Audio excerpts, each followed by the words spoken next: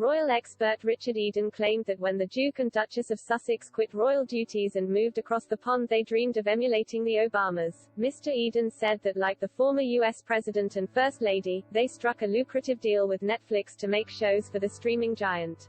And the royal commentator claimed Harry and Meghan appear to be attempting the second part of their transformation following the Duke's UN speech. Writing in his weekly Palace Confidential newsletter, royal expert Mr. Eden said, when the Duke and Duchess of Sussex quit royal duties and moved to North America, they dreamed of emulating Barack and Michelle Obama and becoming major figures on the world stage.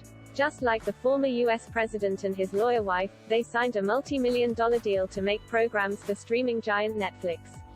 Now, Prince Harry and Meghan appear to be attempting the second part of their transformation. This week, Harry gave what he hoped would be a landmark speech at the United Nations to mark Nelson Mandela International Day. His address encompassed everything from climate change to the pandemic and, inevitably, included his usual digs at the media. Harry spoke at the UN General Assembly in New York on Monday to mark Nelson Mandela International Day. The Duke, who was joined by his wife, warned of a global assault on democracy and freedom.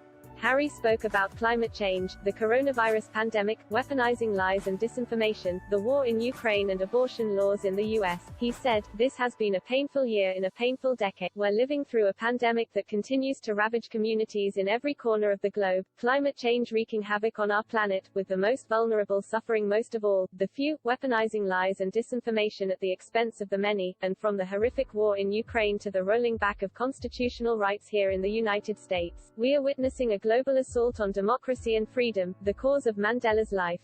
The Duke also spoke about his late mother Princess Diana's meeting with the former South African leader in March 1997, and he said he has always found hope in Africa, a continent where he found peace and healing. Harry added, "It's where I've felt closest to my mother and sought solace after she died, and where I knew I had found a soulmate in my wife." The Sussexes held hands as they arrived at the UN event. They ignored a U.S. reporter's question about acid-pen biographer Tom Bauer's explosive new royal book.